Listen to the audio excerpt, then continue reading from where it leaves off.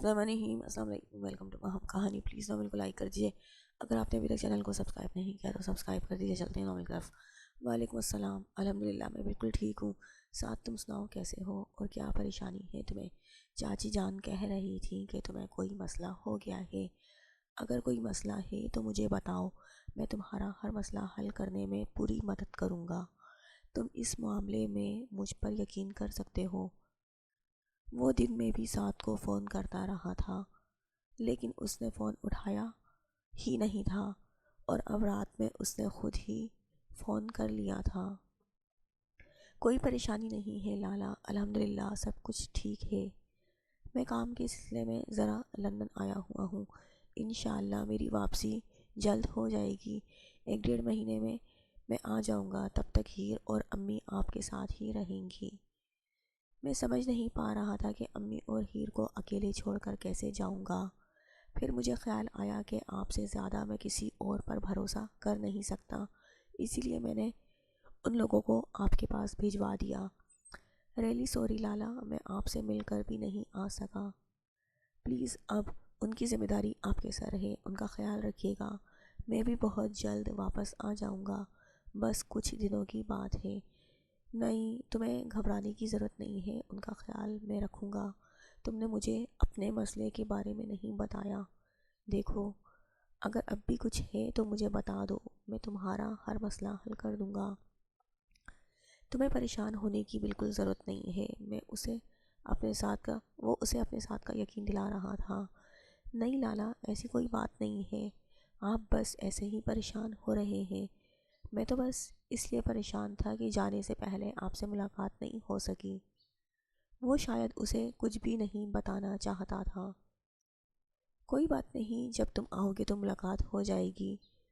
लेकिन अगर कोई परेशानी है तो प्लीज़ मुझे बताओ। वो अब भी ज़ोर दे रहा था। साथ को यकीन हो चुका था कि वो उस पर शक कर रहा है। उसे ये भी ठीक से अंदाज़ा था कि अम्मी ने वहाँ पर क्या बताया है, इसीलिए वो फ़िलहाल इस मामले में कुछ भी नहीं कहना चाहता था। लेकिन मसला ये था कि इस मुसीबत को किसी के साथ शेयर भी नहीं कर सकता था। वो चाह कर भी किसी को भी इस बारे में कुछ बता नहीं पा रहा था। ठीक है, जैसे तुम्हारी मर्ज़ी है, तुम मत बताओ। और एक बात याद रखना, चाहे कुछ भी मसला क्यों ना हो, मैं हमेशा तुम्हारे साथ हूँ। तुम मुझसे कुछ भी शेयर कर सकते हो। जी लाला, आपका बहुत शुक्रगुज़ार हूँ। आप हमेशा से मेरी बहुत मदद करते आए हैं। अगर कुछ भी हुआ तो मैं आपको ज़रूर बताऊंगा, उसने फ़ोन बंद करते हुए कहा, जबकि वो फ़ोन जेब में डाल देते हुए आगे पीछे देखने लगा था। वो रूही को ढूंढता हुआ यहाँ आया था, जो उसके साथ छुपन छुपाई खेल रही थी, और वो ये भी जानता था कि इस वक्त वो ये भूल चुकी होगी कि वो उसके साथ खेल रही है, बल्कि ज़रूर अपने ही किसी खेल में मसरूफ़ हो गई होगी। वो उसे तलाश करते हुए किचन की तरफ आया, जहाँ मिस तानिया उसके लिए खाना बना रही थी। यकीनन उसने फिर से कोई फरमाइश कर दी होगी। वो खाने पीने में बहुत सुस्त थी, जिसकी वजह से अक्सर वो बहुत स्मार्टली काम लेता था। वो उसकी पसंद की चीज़ों में हल्की चीज़ें मिलाकर हेल्दी चीज़ें मिलाकर उसकी डिश तैयार करवाता था, जिससे खाने में वो सुस्ती से काम ना ले। और ये तरीका उसके लिए काफ़ी फ़ायदेमंद साबित हो रहा था। रूही, मैं आपको ढूंढ ढूंढ कर थक गया हूँ, और आप यहाँ हैं। ये तो चीटिंग हो गई ना मेरे साथ। ऐसा कौन करता है अपने बाबा जानी के साथ?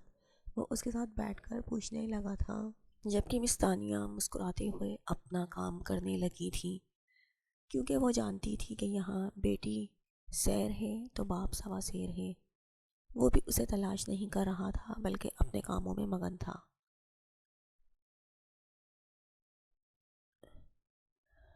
ओप्स बाबा जानी, मैं तो भूल गई। अब हम सुबह खेलेंगे, ये कोई टाइम है खेलने का? पर रूही सारे काम अपने टाइम पर करती है, वो उसे समझा रही थी, जबकि वो सिर्फ सर हिलाते हुए उसकी बात को समझने वाले अंदाज में उसके मुंह में नवाले बनाकर डालने लगा। उसकी कुल कायनात उसकी बेटी ही थी, जिसके लिए वो कुछ भी करने को तैयार था। खाना खाने के बाद वो उसे उठाकर अपने कमरे में सोने के लिए जाने लगा था। वो सारा दिन बेशक नौकरों के साथ रहती थी, लेकिन वो उसे अपने साथ सुलाता था। اس کا بس نہیں چلتا تھا کہ وہ ہر لمحہ ہر گھڑی اسے اپنے پاس رکھے۔ اس کی روٹین بہت زیادہ ٹف تھی، جس میں سے اپنی بیٹی کے لیے وقت نکالنا بھی اس کے لیے اکثر بہت مشکل ہو جاتا تھا۔ لیکن پھر بھی وہ کیسے بھی اس کے لیے وقت نکالتا تھا، رات کے وقت ہی صحیح۔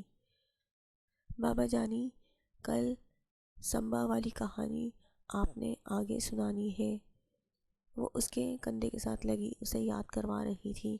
نہیں جانو، سمبا والی پوری ہو گئی تھی، ہم پرستان والی کہانی پڑھ رہے تھے، اس نے یاد کرتے ہوئے کہا تھا، جبکہ روحی نے سوچنے کی بھرپور ایکٹنگ کی تھی اور پھر اس کے کندھے کے ساتھ چپک گئی۔ اس کے لیے اتنا ہی کافی تھا کہ اسے کہانی سننے کو مل رہی تھی۔ ویسے بھی وہ جو بھی سناتا تھا وہ بھی اسے 2-3 دن بھول ہی جانی تھی۔ کمرے کا دروازہ کھولتے ہوئے اس نے لائٹ آن کر کے دروازہ بند کیا۔ جب اسے اپنی بیٹی کی کھلکھلاہٹ کی آواز سنائی دی، اس نے حیرت سے اسے دیکھا تھا، جس کے کندھے کے ساتھ لگے بیڈ کی طرف دیکھتے ہوئے ہنسی جا رہی تھی۔ اس نے مسکراتے ہوئے اس کی نظروں کے تعاقب میں دیکھا تو وہاں سامنے بیڈ پر ہیر کو سوتے ہوئے پایا۔ اسے حیرت کا جھٹکا لگا تھا۔ اس کے کمرے میں کیا کر رہی تھی وہ؟ یقیناً وہ غلطی سے یہاں آ گئی تھی۔ بابا جانی، ہم کہاں پر سوئیں گے؟ وہ بیڈ کی طرف دیکھتے ہوئے اس سے پوچھنے لگی تھی۔ ہم پیچھے سو جاتے ہیں، ادھر جگہ ہے۔ اس نے خود ہی حل نکالا تھا، جبکہ وہ بنا بیڈ کی طرف دوسری نگاہ اٹھائے کمرے کا دروازہ کھولتا کمرے سے باہر نکل آیا تھا۔ یہ اس کے کمرے میں کیا کر رہی تھی، جبکہ اس کے لیے الگ کمرہ تیار کروایا گیا تھا؟ وہ یہ تو سوچ کر بالکل ریلیکس ہو چکا تھا کہ اس کے مہمان اپنے اپنے کمرے میں آرام کر رہے ہیں، اور اس نے مس میری کو بھی کہا تھا جیسے ہی اس کے مہمان جاگے وہ ان کا خاص خیال رکھے، لیکن یہ تو اس کے کمرے میں آ گئی تھی۔ یقیناً وہ غلطی سے یہاں آئی تھی، لیکن یہ اس کے لیے بہت بڑا مسئلہ بن سکتا تھا۔ اس طرح کسی لڑکی کا اس کے کمرے میں آنا غلط تھا، بلکہ بہت غلط تھا۔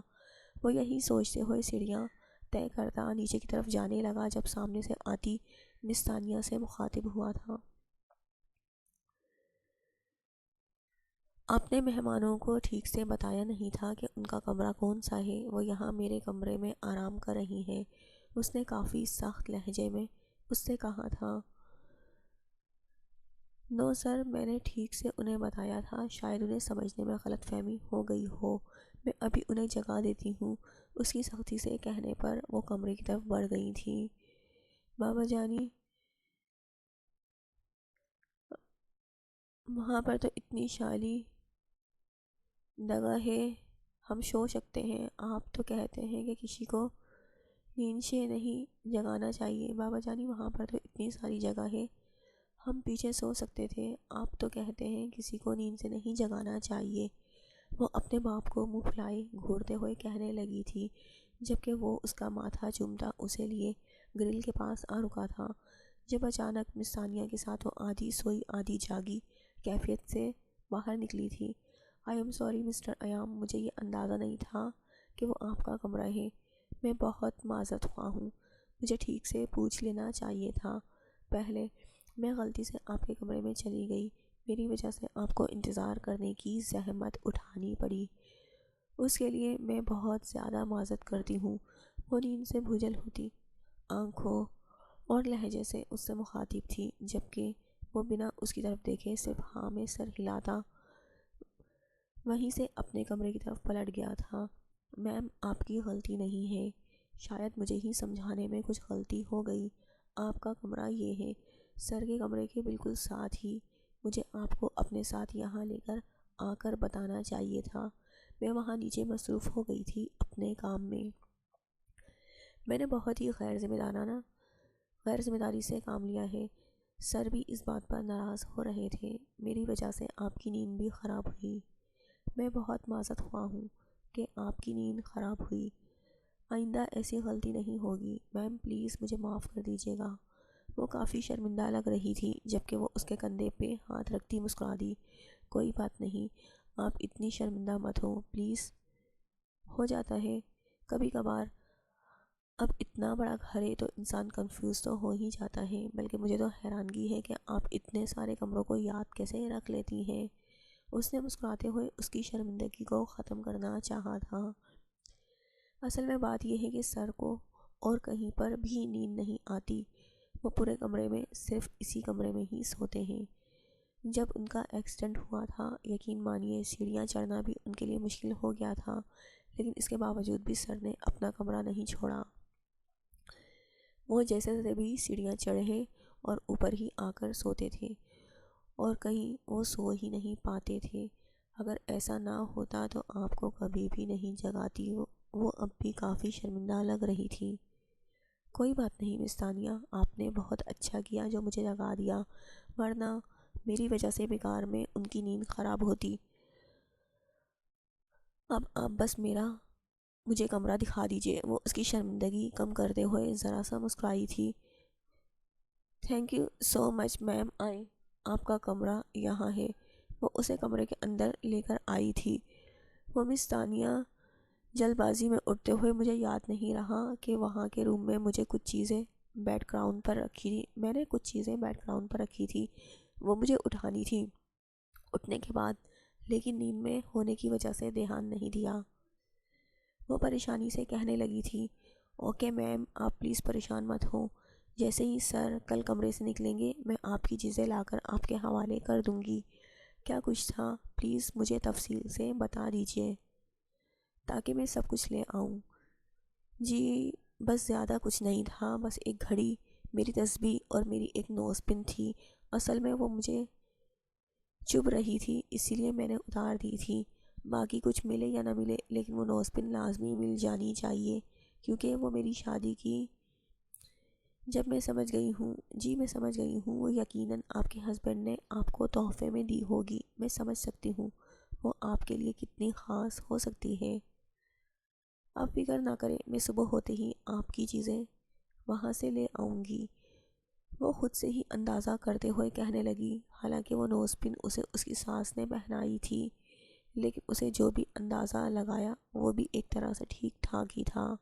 بس شوہر نے نہیں، ساس نے دی تھی، لیکن سسرال کی طرف سے یہ اس کا پہلا تحفہ تھا جس سے وہ گم نہیں کر سکتی تھی۔ شادی سے فقط 2 دن پہلے ہی اس نے اپنی ناک چھدوائی تھی، کیونکہ یہ اس کی ساس کا حکم تھا کہ ان کے خاندان کی ہر لڑکی ناک میں بالی لازمی پہنتی ہے، کیونکہ یہ شادی شدہ لڑکی کی نشانی ہوتی ہے۔ تو ایسے میں یہ اس کے لیے بے حد ضروری ہو گیا تھا۔ اور پھر نکاح کے فوراً بعد اس کے ساس نے خود اپنے ہاتھوں سے اس کی ناک میں پہنا دی تھی، جو اس کے شادی شدہ ہونے کی نشانی تھی۔ اس کے بعد اس نے اتاری تو نہیں تھی، لیکن وہ اکثر اسے چبھتی تھی، کیونکہ ابھی تک اس کی ناک کو شاید اس کی عادت نہیں ہوئی تھی، تو اکثر سونے سے پہلے اسے اتار کر رکھ لیتی تھی اور جاگ کر دوبارہ پہن بھی لیتی تھی۔ وہ بس یہ سوچ رہی تھی کہ اس کی ساس اسے نوز پن کے بغیر نہ دیکھ لیں۔ شاید وہ اسے کچھ بھی نہ کہیں، لیکن اس کو برا تو ضرور لگ سکتا ہے، ان کو برا تو ضرور لگ سکتا ہے، اور وہ کسی کا دل نہیں دکھانا چاہتی تھی۔ کیا ڈھونڈ رہی ہیں آپ مس ثانیہ؟ کیا کچھ گر گیا ہے؟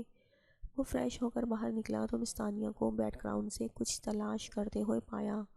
شاید ان کی کوئی چیز گم ہو گئی تھی۔ سر، وہ دراصل میم ہیر نے یہاں پر اپنا کچھ ضروری قیمتی سامان رکھا تھا، وہ رات کو اٹھا نہیں پائیں یہاں سے، میں اسی کو تلاش کرنے میں کوشش کر رہی ہوں۔ باقی چیزیں تو مل چکی ہیں، لیکن ان کی نوز پن نہیں مل رہی۔ اس نوز پن کے لیے وہ کافی پریشان ہو رہی تھی۔ انہوں نے بتایا تھا کہ یہ ان کے لیے بہت خاص ہے، شادی کے بعد یہ ان کا پہلا تحفہ تھا ان کے شوہر کی طرف سے، اور اب وہ کہیں پر بھی نہیں مل رہا۔ وہ پریشانی سے اسے دیکھتے ہوئے بتانے لگی، کیا انہوں نے یہاں اتار کر رکھا تھا؟ وہ دیکھتے ہوئے اس سے پوچھنے لگا، جس پر تانیہ نے صرف ہاں میں سر ہلایا تھا۔ ٹھیک ہے، آپ ٹھیک سے تلاش کریں، یہیں کہیں ہوگا، اگر یہاں رکھا ہے تو یہیں ہونا چاہیے۔ وہ آئینے کے سامنے کھڑا اپنے بال سکھا رہا تھا، جبکہ بیڈ پر اس کی بیٹی گہری نیند سوئی ہوئی تھی اور تانیہ اپنے کام میں مصروف تھی۔ سر یہاں پر تو نہیں مل رہی، پتہ نہیں کہیں گم ہو گئی شاید، اب میں انہیں کیا کہوں گی؟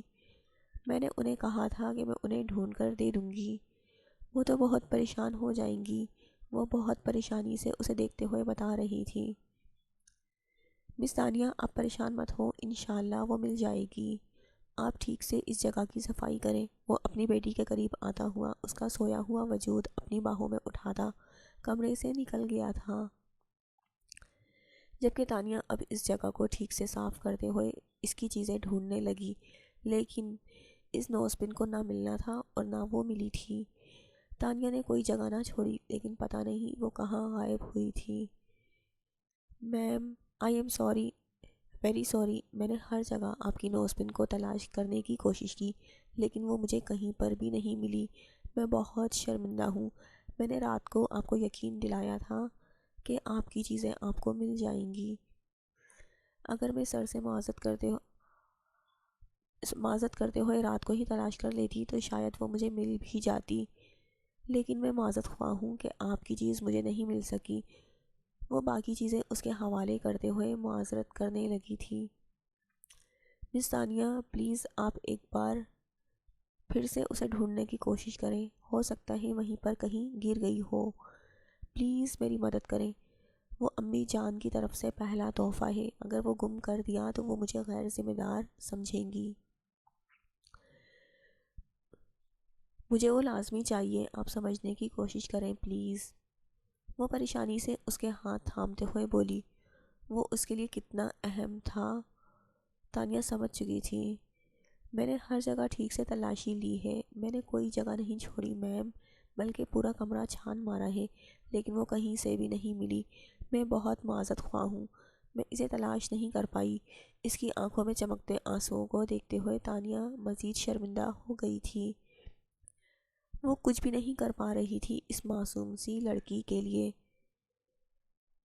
ساس ہزار اچھی کیوں نہ ہو لیکن اپنی بہو پر ایک گہری نظر ہمیشہ رکھتی ہے، اور پھر اس کی ساس کو تو وہ کل سے نوٹ کر رہی تھی، جس کی نگاہیں بار بار پھیر کر اس کی ناک پر آ کر رک رہی تھی۔ ابھی نہیں تو اور تھوڑی دیر میں اس نے سوال جواب کا سلسلہ یقیناً شروع کر دینا تھا، جس کے بعد ہیر کے پاس یقیناً کوئی جواب نہیں ہوگا۔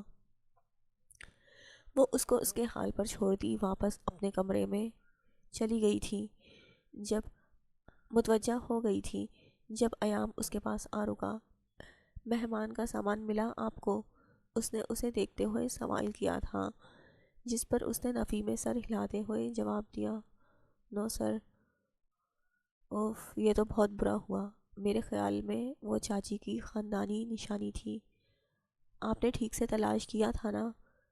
اس نے پھر سے یقین دہانی کرنی چاہی، جس پر تانیہ نے ہاں میں سر ہلایا، جبکہ وہ بنا کچھ بھی بولے اپنے کمرے کی طرف چلا گیا تھا۔ وہ تمام لوگ ناشتے کی ٹیبل پر بیٹھے ہوئے تھے جب ایام اندر داخل ہوا۔ ہیر آئی ایم سوری، میرے ملازموں کی وجہ سے آپ کی اتنی اہم چیز کھو گئی ہے، میں شرمندہ ہوں، میں آپ کو آپ کی امانت واپس تو نہیں دے سکا، لیکن میری طرف سے یہ چھوٹا سا گفٹ رکھ لیں، میں جانتا ہوں یہ آپ کی اس نوز پن کی کمی پوری نہیں کر سکے گا، لیکن اگر آپ اسے رکھیں گی تو مجھے خوشی ہوگی۔ وہ ایک سرخ رنگ کی نازک سی ڈبی اس کے سامنے رکھتے ہوئے کہنے لگا تھا، جبکہ وہ حیرت سے اسے دیکھنے لگی تھی۔ وہ حیرت سے اپنی ساس کو دیکھنے لگی تھی، تمہاری اپنی نت کدھر ہے؟ وہ اچانک اس کی ناک کو دیکھ کر اس سے سوال کرنے لگی۔ وہ میری غلطی کی وجہ سے گم ہو گئی، انہوں نے اتار کر رکھی تھی، لیکن وہ شاید کہیں گر گئی یا کھو گئی، ان کی غلطی نہیں ہے، میرے نوکروں کی غیر ذمہ داری کی وجہ سے ہوا ہے۔ میں آپ کو وہ واپس لا کر تو نہیں دے سکتا، لیکن میں آپ کو بس اس کے بدلے میں یہ دے سکتا ہوں۔ اس نے اپنی لائی ہوئی نوز پن اسے دکھاتے ہوئے کہا تھا، جسے دیکھتے ہی چاچی کی آنکھیں چمک اٹھیں۔ اصلی ہیرے کی چمکتی ہوئی نتھ کسی کو بھی اپنی طرف متوجہ کر سکتی تھی۔ وہ حیرانگی سے اپنے سامنے رکھے اس خوبصورت زیور کو دیکھ رہی تھی، جو دیکھنے میں بہت قیمتی تھا۔ بیٹا، یہ تو بہت قیمتی ہے، چاچی نے خود کو سنبھالتے ہوئے کہا، اس سے زیادہ کی قیمت نہیں ہے اس کی جو آپ نے اپنے جذبات لٹاتے ہوئے انہیں پہنائی تھی۔ میں ایک بار پھر سے معذرت کرتا ہوں، اگر آپ اسے قبول کر لیں گے تو میں یہی سوچوں گا کہ آپ لوگوں نے ہماری غلطی کو معاف کر دیا۔ اس میں آپ کی تو کوئی غلطی نہیں، وہ شرمندہ ہوتے ہوئے بولی تھی۔ غیر ذمہ داری کا کام تو اس نے خود ہی کیا تھا۔ اگر وہ نوز پن اسے چبھ رہی تھی تو اس کا یہ مطلب نہیں تھا کہ وہ اسے اتار کر رکھ دے، بلکہ اسے اپنے آپ کو اس کا عادی کر لینا چاہیے تھا۔ وہ اس کی غلطی پر بنا اسے شرمندہ کیے خود ہی معذرت کر رہا تھا۔ نہیں، یہ میری غلطی ہے، آپ کی کوئی چیز میرے گھر سے کیسے غائب ہو جائے، یہ سراسر میری غیر ذمہ داری ہے۔ میں یہ تو نہیں کہتا کہ کسی نے اسے چوری کر لیا ہے، کیونکہ مجھے اپنے اسٹاف پر پورا یقین ہے، یقیناً وہ کہیں گم ہو گئی ہے۔ ہم پوری کوشش کریں گے کہ وہ مل جائے، لیکن اگر آپ اسے قبول کر لیں گی تو ہمیں بہت خوشی ہوگی۔ ہاں بیٹا، لے لو، کسی کو شرمندہ نہیں کیا جاتا۔ وہ انکار کرنے ہی والی تھی کہ اپنی ساس کی آواز پر خاموش ہو گئی۔ شکریہ، وہ اس کے علاوہ اور کچھ نہیں کہہ سکتی تھی۔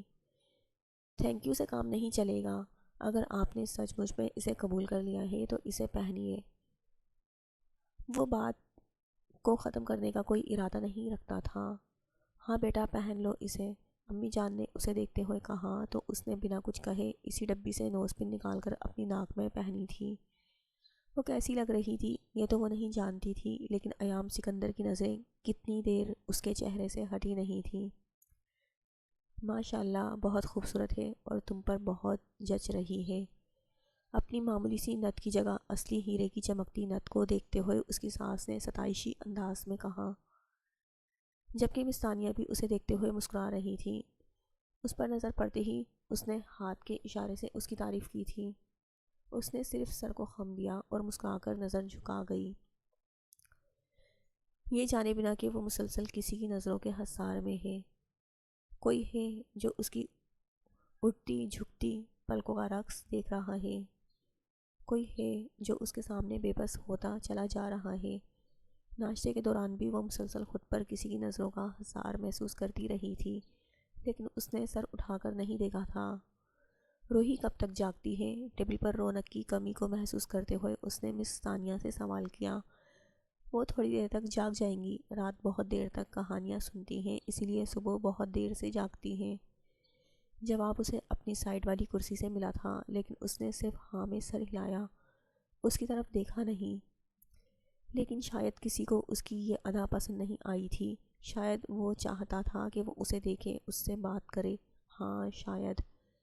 وہ کمرے میں واپس آیا تو روحی اب تک گہری نیند سو رہی تھی۔ اس نے مسکراتے ہوئے اس کے پاس اپنی جگہ بنائی اور اپنی جیب سے کوئی چیز نکالی۔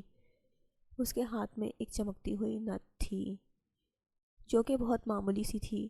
وہ انگلیوں میں اسے پکڑتے ہوئے آگے پیچھے سے دیکھ رہا تھا۔ اس نے اس کے ناک میں یہ دیکھی تھی، لیکن اسے کچھ خاص پسند نہیں آئی تھی۔ پسند تو اسے وہ آئی تھی جو وہ خود اسے دے کر آیا تھا۔ اس نے ایک نظر اس نوز پن کی طرف دیکھا اور پھر اپنے ہاتھ میں موجود اس ننھی سی نت کو ڈسٹ بن میں پھینک دیا۔ وہ خود اپنی اس حرکت پر خود بھی حیران تھا۔ اس نے ایسا کیوں کیا تھا؟ وہ نہیں جانتا تھا، لیکن اس سے ہو گیا تھا، نہ چاہتے ہوئے بھی اس نے وہ حرکت کی تھی۔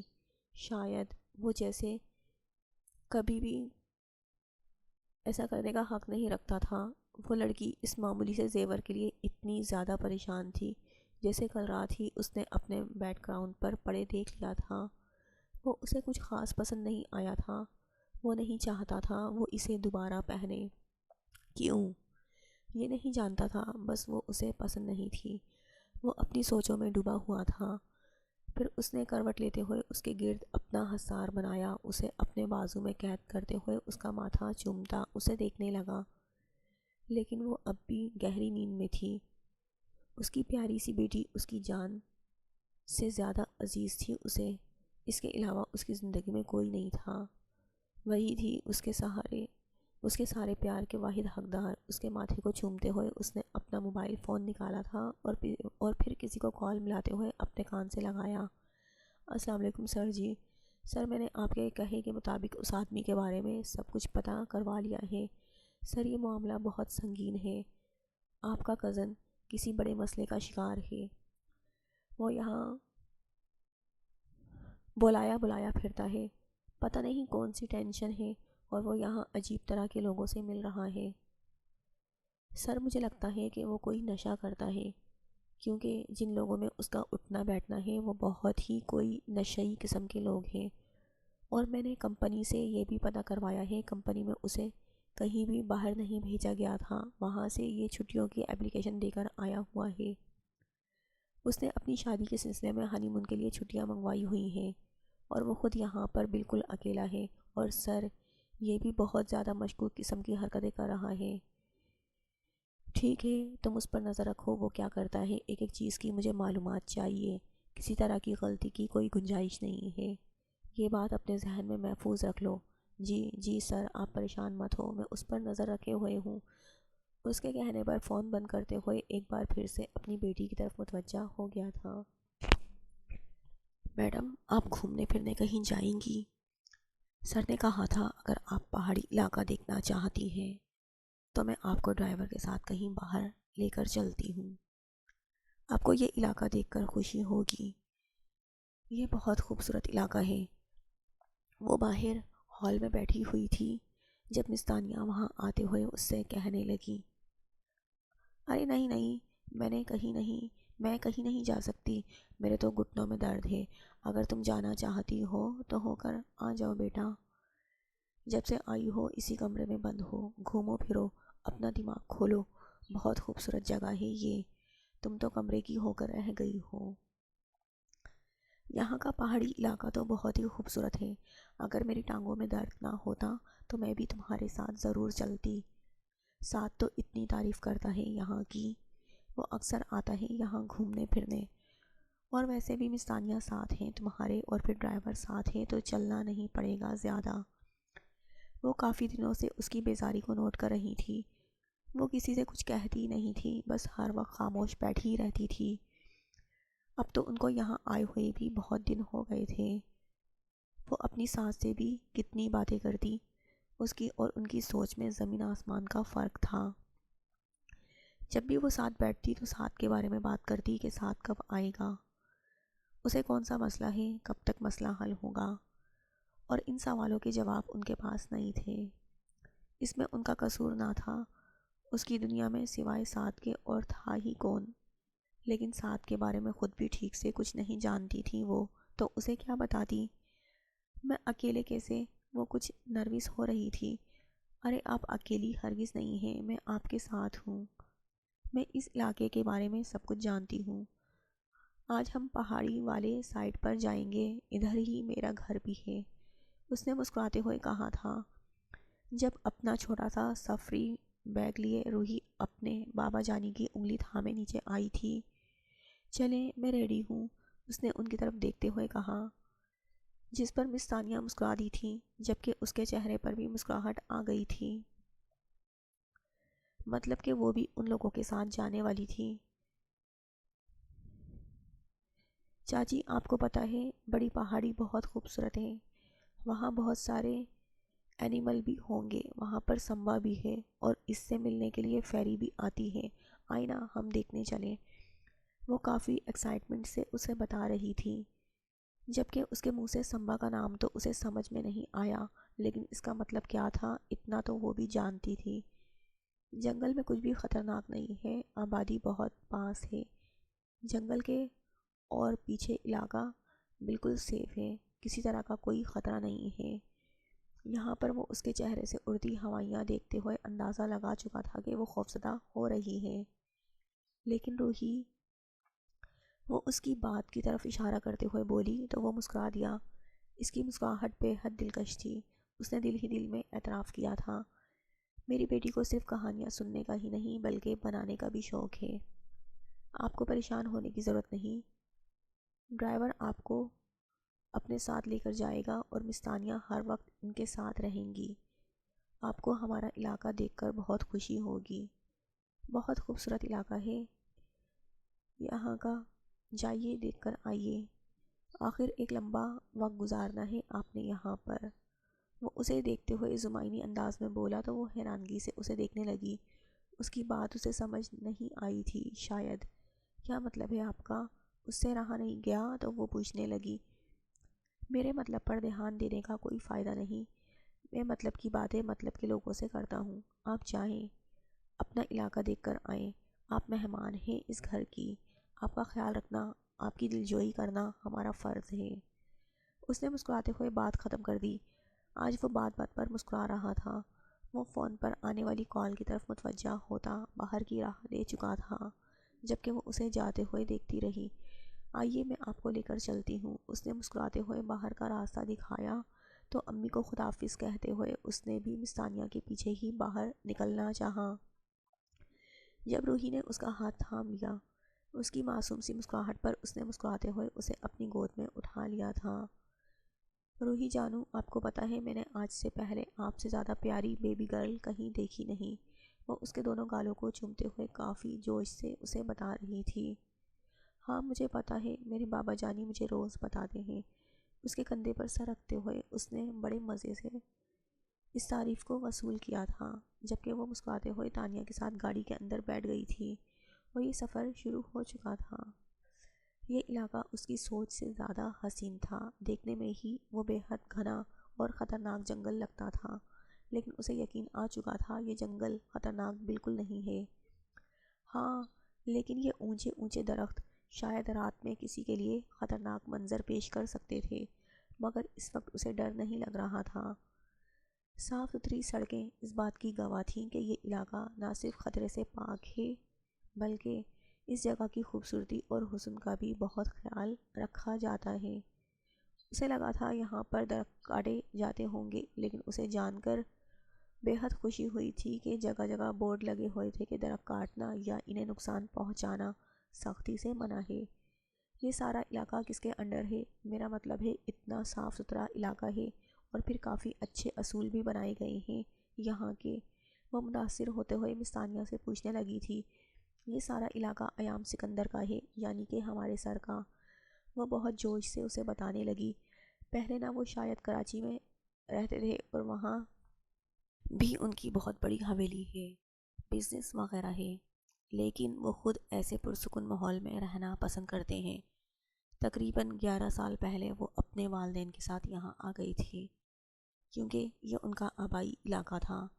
اس علاقے کے آس پاس کی ساری زمینیں خرید کر انہوں نے اس علاقے کو اپنا بنا لیا اور پھر لوگوں کی اتنی مدد کی کہ جب سیاست میں انہیں کرسی ملی تب سب لوگ ہی ان کے ساتھ کھڑے ہو گئے۔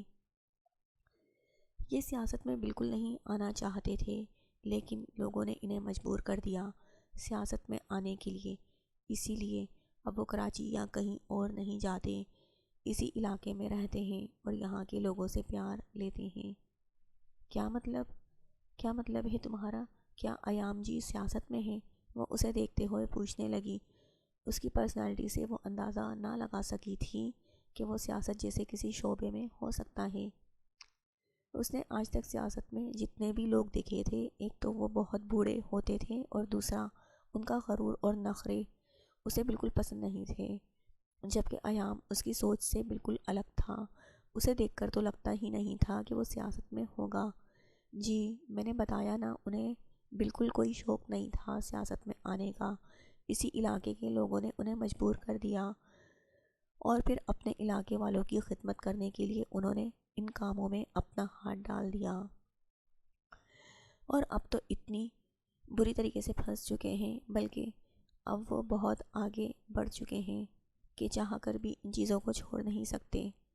یہاں کے لوگ اپنے معاملوں میں صرف انہی پر ہی بھروسہ کرتے ہیں۔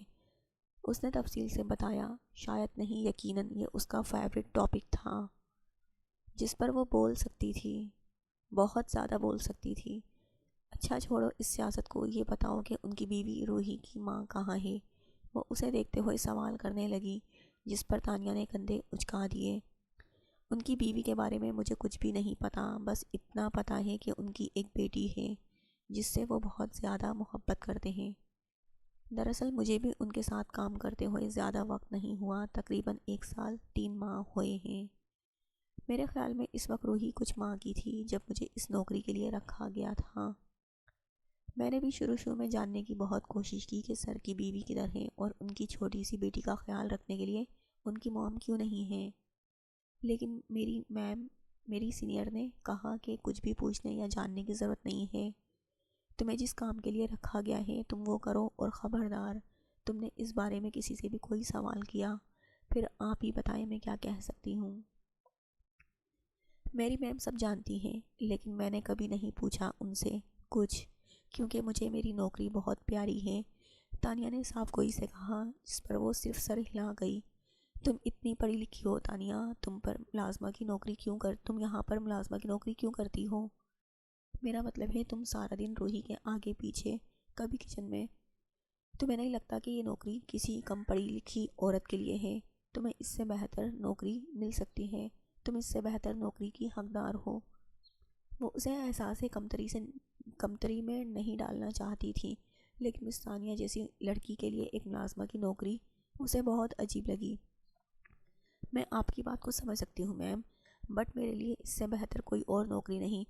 اپنی ڈگریاں لے کر میں نے بہت سی ہوس پرستوں کے در کا دروازہ کھٹکھٹایا، لیکن اس دنیا میں ایک عورت کو جینے کے لیے ایک عزت کا سودا کرنا پڑتا ہے، جو میں نہیں کر سکی تھی، اور میری تنخواہ کسی بھی بڑی کمپنی میں کام کرنے والے ورکر سے بہت زیادہ ہے، اور کام صرف روحی کے پیچھے پیچھے چلنا، اس لیے میں اس کام کو بہت خوشی سے کرتی ہوں۔ میرے بہت تھوڑے سے کام سے میرے گھر کی بڑی سے بڑی ضرورت پوری ہوتی ہے۔ یقین مانیں، جب تک سر ایام جیسے مخلص لوگ ہیں اس دنیا میں کسی کے ساتھ کچھ غلط نہیں ہو سکتا۔ خیر، ہم کن باتوں میں لگ گئے، آئیے اب پہاڑی کے اوپر چلتے ہیں۔ وہاں ایک درگاہ ہے، بڑی درگاہ، وہاں بہت لوگ آتے ہیں منت مانگنے کے لیے۔ وہ اسے پیچھے آنے کے لیے کہہ کر خود گاڑی سے نکل چکی تھی، جبکہ روحی تو مزے سے ان کے آگے آگے چل رہی تھی۔ وہ چھوٹا سا بیگ پیچھے لگائے بہت کیوٹ لگ رہی تھی، اس کے قدموں میں لڑکھڑاہٹ تھی۔ اسے چلتے ہوئے شاید زیادہ وقت نہیں ہوا تھا، لیکن اسے گود سے زیادہ زمین پر چلنا پسند تھا۔ ویسے آپ منت مانگنے پر یقین رکھتی ہیں؟ تانیہ نے اس سے سوال کیا۔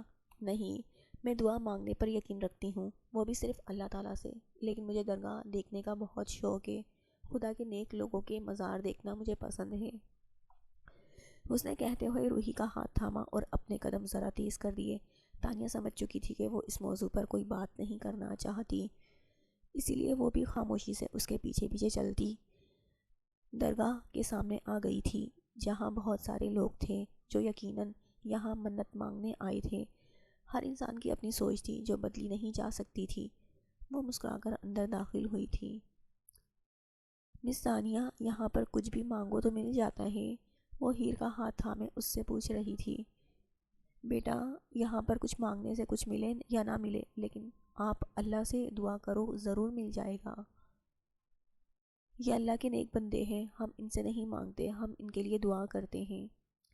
تانیہ نے مسکراتے ہوئے جواب دیتے ہوئے گود میں اسے اٹھایا تھا، جبکہ وہ اس کے کندھے سے لگی تھی۔ مجھے اللہ سے دعا مانگنی ہے، کیسے مانگوں؟ اس کے سوال پر وہ مسکراتے ہوئے اسے دیکھنے لگی۔ آپ کو کون سی دعا مانگنی ہے روحی، مجھے بتائیں، اس نے اسے اپنی گود میں اٹھاتے ہوئے پوچھا تھا۔ یہ چھوٹی سی بچی جس کی ہر خواہش اس کے لبوں پر آنے سے پہلے پوری ہوتی تھی، تو بھلا ایسے کیسے ممکن تھا کہ اس کی کوئی ایسی خواہش ہو جو وہ دعاؤں سے مانگنا چاہتی ہو؟ مجھے میری ماما چاہیے، وہ جو اسٹوری میں فیری کی طرح ہوتی ہیں۔ میں نے بابا جانی سے پوچھا تھا، وہ کہتے ہیں کہ ماما بہت پیاری ہوتی ہیں، وہ بہت پیار کرتی ہیں، اسی لیے مجھے بھی چاہیے، بتائیں نا کہ کیسے مانگوں؟ وہ اپنی دھن میں بولے جا رہی تھی۔